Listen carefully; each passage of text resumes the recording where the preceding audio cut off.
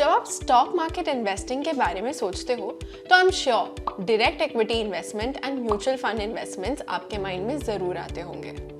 लेकिन मार्केट्स में एक ऐसा भी इंस्ट्रूमेंट है जिसमें दोनों के फीचर्स हैं। Yes, I am talking about exchange traded fund और ETF हियर। अगर आपने ETFs के बारे में नहीं सुना है तो इस वीडियो में हम ETFs एग्जैक्टली क्या होते हैं ये आंसर करेंगे। ETFs एक न्यूअर एसेट है, ना कि सिर्फ इंडिया में but world wide. To give you a perspective, mutual funds have been around in some form for well over 100 years और इंडिया में ये 1964 में फर्स्ट टाइम लॉन्च हुए थे। ETFs US में 1993 में लॉन्च हुए थे और इंडिया का फर्स्ट ETF NSE प्लेटफॉर्म पे 2002 में लॉन्च हुआ था। But let's answer, what exactly is ETF? Well, इसका बेस्ट एक्सप्लेनेशन इसके नाम में ही छुपा हुआ है। ETF, Exchange Traded Fund। माशायद म्यूचुअल फंड्स ETF भी एक पूल इन्वेस्टमेंट फंड है, बट एक बहुत बड़ा फर्क ये है कि ETFs एक्सचेंज पे भी ट्रेड होते हैं। Let's break this down into even more detail. ETF लोगों से पैसा पूल करता है और उन पैसे से इक्विटी शेयर्स, बॉन्ड्स, डेरिवेटिव्स ये सभी एसेट क्लासेस में इन्वेस्ट करता है।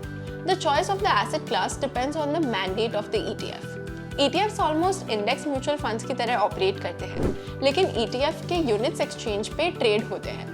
Most of the ETFs are tracking the indices, इसलिए हम कह सकते हैं कि ये ETFs passively managed होते हैं, दो ऐसे भी ETFs होते हैं जो कि actively managed हैं।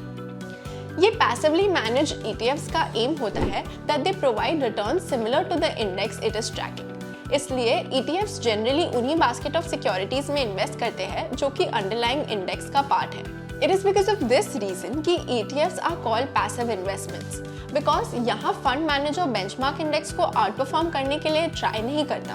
फंड मैनेजर बस इंडेक्स के परफॉर्मेंस को रेप्लिकेट करता है, इसलिए फंड मैनेजर खाली थोड़े बहुत माइनर पीरियोडिक एडजस्टमेंट करता है कंपेयर टू एक्टिव फंड्स। अगर आप सोचो तो आप इंडेक्स में डायरेक्टली इन्वेस्ट नहीं कर सकते हो, क्योंकि ये इंडेक्स सिर्फ अपने अंडरलाइन स्टॉक्स को रिप्रेजेंट करता है। इंडेक्स अपने आप में कोई एसेट नहीं होता। इसलिए अगर आपको इंडेक्स जैसा परफॉर्मेंस चाहिए तो उन ETFs में इन्वेस्ट कर सकते हो जो इन इंडाइसेस को ट्रेस करते हैं। This is the very reason why ETFs underlying benchmark index के सिक्योरिटीज को उसी प्रोपोर्शन में बाय करते हैं जिस प्रोपोर्शन में वो इंडेक्स में होते हैं। For example, Nifty 50 ETF 50 stocks में सेम वेटेज में इन्वेस्ट करेगा और हमें निफ्टी 50 इंडेक्स के परफॉर्मेंस को रेप्लिकेट करने में मदद करेगा। ETFs के काफी फीचर्स अब तक एक इंडेक्स म्यूचुअल फंड से सिमिलर साउंड कर रहे होंगे, है ना? But no, there is one major difference between these two. ETF stock exchange पे लिस्ट होते हैं और इन्हें मार्केट आवर्स में कभी भी बेचा और खरीदा जा सकता है।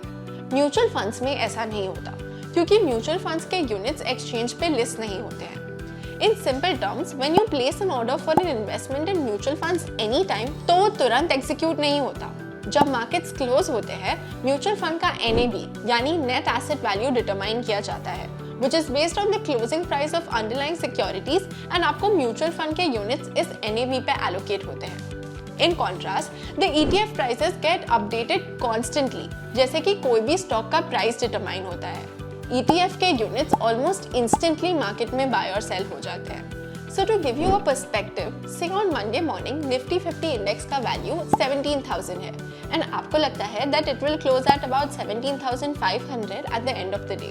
आप एक इंट्राडे ट्रेड इंडेक्स पर कर सकते हैं using the Nifty 50 ETF। ये Nifty 50 इंडेक्स म्यूचुअल फंड के साथ पॉसिबल नहीं है। दो intraday trading is not the only purpose of ETF, but इस एग्जाम्पल से आपको ETF और म्यूचुअल फंड का डिफरेंस समझ आ जाएगा।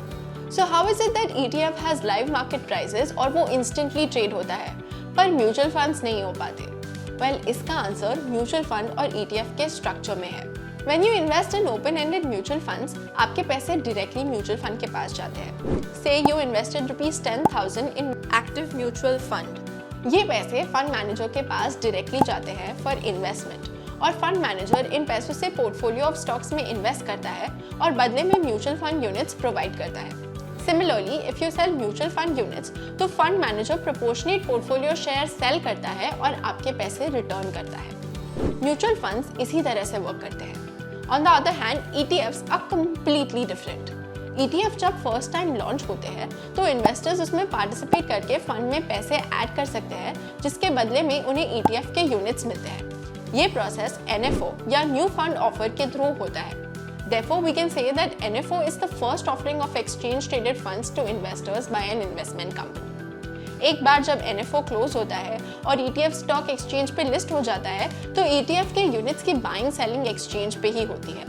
इसलिए एक्सचेंज एक प्लेटफॉर्म की तरह वर्क करता है between the AMC and the investors.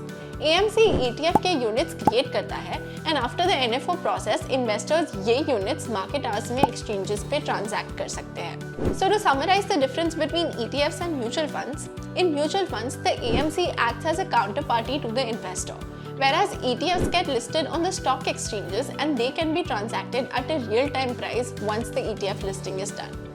ETF एक रेगुलर स्टॉक की तरह ही वर्क करता है और इसकी डिमांड और सप्लाई मार्केट प्राइस डिसाइड करने में हेल्प करती है।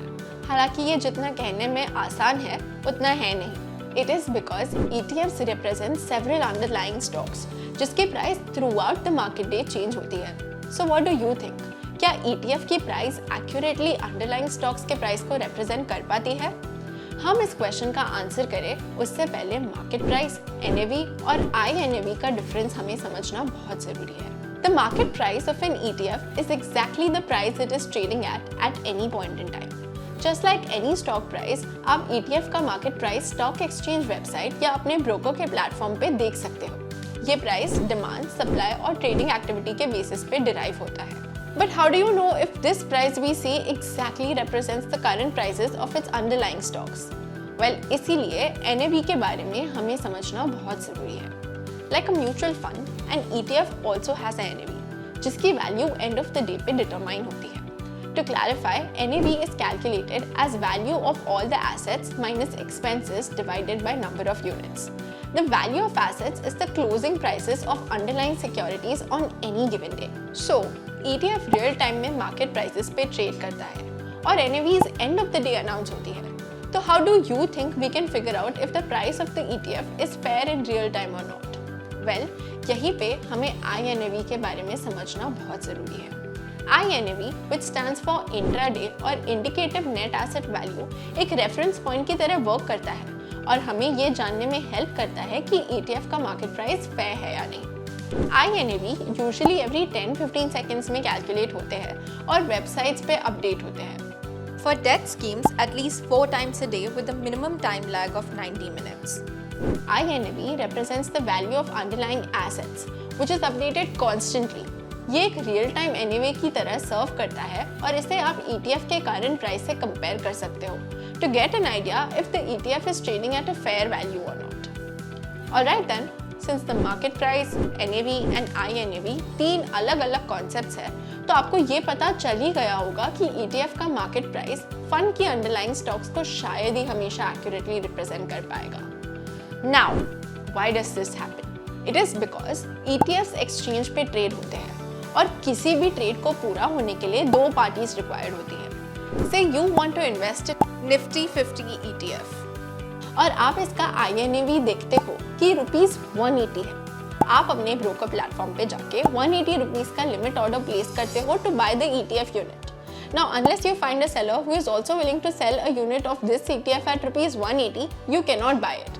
Seller शायद ही ये ETF का यूनिट ₹180 पे सेल करना चाहेगा, इसलिए ETF का प्राइस completely ETF के डिमांड सप्लाई पे डिपेंडेंट रहता है।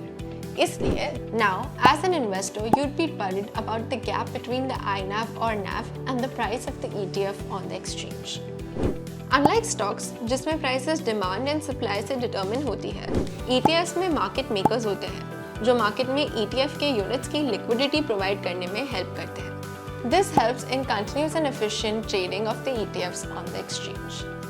लिक्विडिटी प्रोवाइड करने के साथ मार्केट मेकर्स ये इंश्योर करते हैं कि ETF के यूनिट्स की प्राइस फेयर वैल्यू पे ट्रेड करे और वो अपने अंडरलाइंग सिक्योरिटीज की वैल्यू को रिफ्लेक्ट करे।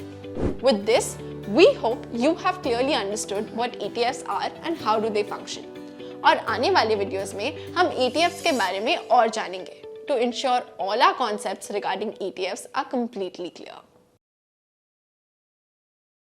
म्यूचुअल फंड्स मार्केट के जोखिमों के अधीन है। निवेश करने से पहले सभी दस्तावेज ध्यान से पढ़ें। Mutual fund investments are subject to market risks. Read all scheme related documents carefully.